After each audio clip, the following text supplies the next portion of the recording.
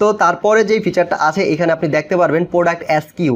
SQ জিনিসটা কি? এইটা হচ্ছে ধরেন এসকিউর ফুল মিনিং হচ্ছে স্টক কিপিং ইউনিট, বাট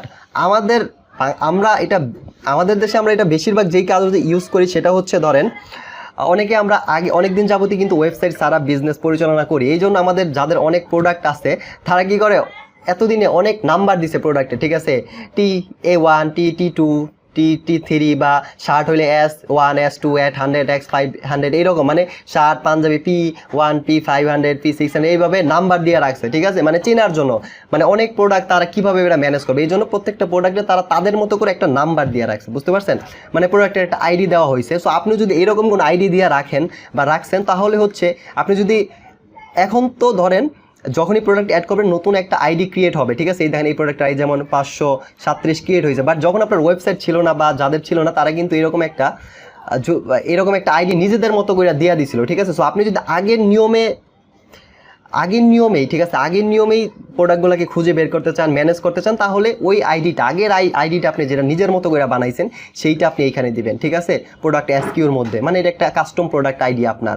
আর আপনি যদি জানার দরকার নেই, একদম ফ্রেশভাবে আপনি শুরু করতেছেন, কোনো প্রোডাক্ট নাই, আগের কিছু নাই, তখন আপনার এই ভেজালে যাওয়ার দরকার নেই, আপনি এই প্রোডাক্ট আইডি ইউজ করতে পারেন ডিফল্টভাবে যেটা ক্রিয়েট হবে, ঠিক আছে। আর আপনি আগের থেকে যদি প্রোডাক্ট আইডি দিয়ে রাখেন তখন আপনি এই প্রোডাক্টের সাথে এই আইডিটা কম্বাইন করে দিতে পারেন, ঠিক আছে। আপনি এইটা দিয়েও চিনবেন, ওইটা দিয়েও চিনবেন, আপনার কাস্টমার আচ্ছা এটা কীভাবে পরে কাজ হবে এটা দেখাবো, সো এটা আপনি দিতে পারেন।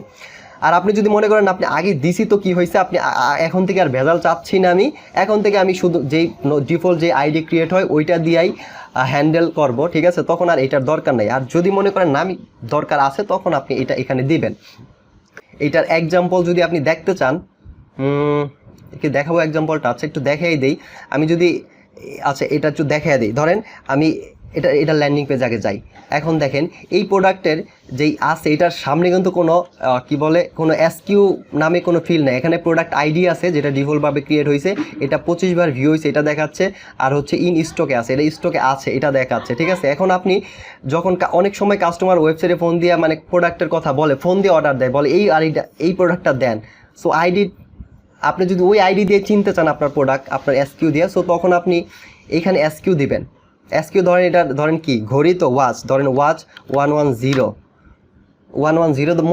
মনে করলেন এটা একটা এসকিউ আইডি দিলাম বানিয়ে। আচ্ছা তারপরে হচ্ছে এখানে দিয়ে আপডেট দিলেন, সো আপডেট দিলাম, আপনি এইভাবে আপডেট দিলেন, এই প্রোডাক্টের সাথে কিন্তু এসকিউ অ্যাড হয়ে গেছে। এখন যদি কেউ ফ্রন্ট প্যানেল থেকে যায় দেখেন এটা এখন কিন্তু এই দেখেন এখানে এই যে এসকিউ কিন্তু অ্যাড হয়েছে, এসকিউ কোড W1100 এটা কিন্তু অ্যাড হয়েছে, এটা যখন অ্যাড করবেন তখন এটা ডিসপ্লে হবে, এটা যদি অ্যাড না করেন তখন কিন্তু এটা বাইরের সাইডে ডিসপ্লে হবে না। একটু আগে কিন্তু এটা ছিল না, আপনি দেখছেন, ওকে। তো এখন যদি আপনি কাস্টমারকে জিজ্ঞান যে এটার এসকিউটা কত, সে বলতে পারবে, বা আপনি নিজের বিভিন্ন কারণে ইউজ হইতে পারে, এটা আপনি আরও ভালো বুঝবেন, বা আপনি যদি ম্যানেজ করে থাকেন তাহলে আপনি বুঝতে পারবেন এটা কেন ইউজ হয়। সো এভাবে আপনি এই প্রোডাক্টটা ফাইন্ড আউট করে বের করতে পারবেন। আর এসকিউ দিয়ে ওই যে প্রোডাক্ট সার্চ করার যে একটা অপশন দেখাইছিলাম আপনাকে প্রোডাক্ট আইডি দিয়ে, ওইখানে আপনি যদি এসকিউ দিয়ে W110 দিয়ে সার্চ দেন তখনই কিন্তু এই প্রোডাক্ট আপনি পেয়ে যাবেন, ঠিক আছে। সো বিভিন্ন কারণে এসকিউর ব্যবহার হইতে পারে, সো আপনার যদি এসকিউ থাকে আপনি এইভাবে ম্যানেজ করবেন, আর যদি না থাকে এটা দরকার নাই, ঠিক আছে। তো আমি আপাতত এসকিউটা রিমুভ করে আবার সেভ দিয়ে দিচ্ছি। আশা করি এসকিউ জিনিসটা আপনি বুঝতে পারছেন, আপনার যদি লাগে আপনি এটা ব্যবহার করতে পারবেন।